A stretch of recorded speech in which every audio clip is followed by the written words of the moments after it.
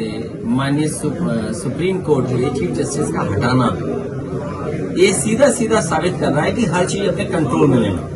सरकार अपने कंट्रोल में ले रही है, सरकार कंट्रोल में नहीं ले रही है। बीजेपी और आरएसएस चुनाव आयोग को अपने कंट्रोल में लेना चाहती है। मान लीजिए मैंने आरोप लगाया था कि हजारों वोट समाजवादी पार्टी के काट दिए गए वोटर लिस्ट से। चुनाव से पहले वोट थे, वोट डाला था उन्होंने, 19 में वोट डाला लेकिन 22 में वोट नहीं डाल पाए। ये आरोप मैंने लगाया था। उस समय इलेक्शन कमीशन ने नोटिस दिया। मैंने 18,000 ऐसे वोट जो डिलीटेड किए गए, 19 में वोट डाला था, जिंदा हैं, वो अपनी जगह पर हैं, वो 22 में वोट नहीं डाल पाए।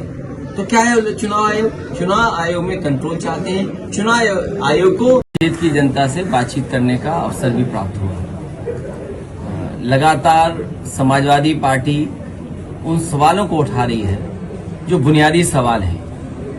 आज भी बिजली का संकट उतना ही है जितना पहले भारतीय जनता पार्टी की सरकार में था, और जो व्यवस्था बिजली में समाजवादी सरकार ने बनाई थी उस व्यवस्था को खराब करने का काम किया है भारतीय जनता पार्टी ने। जानवर खुलेआम घूम रहे हैं, सांडों से गाड़ियां टकरा रही हैं, लोगों की जान जा रही है, एम्बुलेंस फोन करिए तो आ नहीं रही। और लखनऊ एक उदाहरण बना है जहां एक गर्भवती महिला अस्पताल में भर्ती हो जाती तो उसका बच्चा बच जाता। लेकिन सोचिए, एक गर्भवती महिला को एम्बुलेंस नहीं मिली, समय पे अस्पताल नहीं पहुंच पाई। गवर्नर हाउस, विधानसभा, मुख्यमंत्री आवास या जितने भी वरिष्ठ नेता या मुख्य लोग रहते हैं वो आसपास रहते हैं।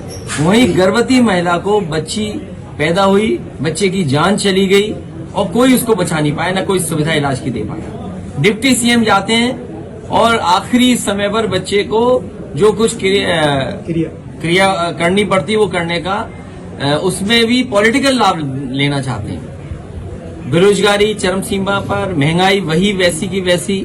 और महंगाई तो लगता ये है कि अपने जमाखोरों को ये लाभ पहुंचा रहे हैं। जो जमाखोर लोग हैं, जो चीजें जमा कर रहे हैं, उनको मुनाफा पहुंचाने के लिए भारतीय जनता पार्टी जानबूझ।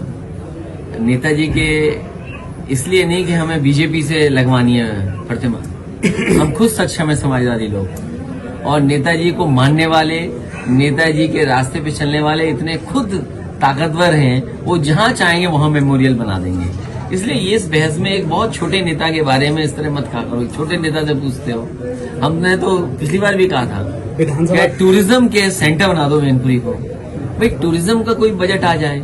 आप चौराहे तो पहले से बने हुए हैं, चौराहे पे क्या है, कब्जा कर ले रहे हो आप। ये कब्जा इसलिए कर रहे हो जिससे कि और महापुरुष हैं, जैसे बाबा साहब भीमराव अम्बेडकर की कोई प्रतिमा न लग जाए, ज्योतिबा फूले की कोई प्रतिमा न लग जाए, नेताजी की कोई प्रतिमा न लग जाए, राम मनोहर लोहिया जी की कोई प्रतिमा न लग जाए, जेपी आंदोलन से जुड़े जेपी की कोई प्रतिमा न लग जाए, गाडगे साहब की प्रतिमा न लग जाए, अवंतीबाई की प्रतिमा न लग जाए, कोई महाराज बिजली पासी की प्रतिमा न लग जाए। ये जगह घेर रहे हैं। हमारी जब कभी भी सरकार बनेगी, ये लगा लें जितनी प्रतिमा लगाना चाहें, डीएम आवास खाली करवा करके पीडीए के जितने महापुरुष हैं उनकी प्रतिमा लगा देंगे।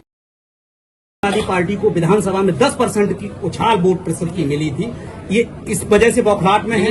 परसेंटेज ऑफ वोट से ज्यादा महत्वपूर्ण ये है कि इस देश के किसान, गरीब, नौजवान, अल्पसंख्यक और पिछड़े, दलित और अगड़े जितने भी लोग हैं, हर वर्ग के लोग भारतीय जनता पार्टी को हटाना चाहते हैं। क्योंकि जो सपना भारतीय जनता पार्टी ने दिखाया था अच्छे दिन का, 15 लाख का, विदेश से पैसा लाने का, अब जैसे भारत छोड़ो आंदोलन था, बीजेपी आ गई भारत छोड़ो आंदोलन, ये अपनी वो कमी पूरी कर रहे हैं जिस समय इन्होंने विरोध किया था। याद कीजिए, भारत छोड़ो आंदोलन बीजेपी के हर नेता ने विरोध किया था, उसकी भरपाई कर रहे हैं अभी, क्योंकि वो उससे अपमानित न हो जाए। और भारत छोड़ो आंदोलन तो इन्होंने पहले ही चलाया था उद्योगपतियों के लिए, जो भारत छोड़ के चले गए। कौन नहीं छोड़ के चला गया? इनके सभी खासम खास उद्योगपतियों के लिए भारतीय जनता पार्टी ने भारत छोड़ो योजना चलाई थी, जिसके तहत उद्योगपति भारत छोड़ के चले गए। और भ्रष्टाचार का एक भी पेड़ लगाओ तो बता दो, जिंदा पेड़ मार दिए बीजेपी ने। इससे बड़ा भ्रष्टाचार क्या हो सकता है?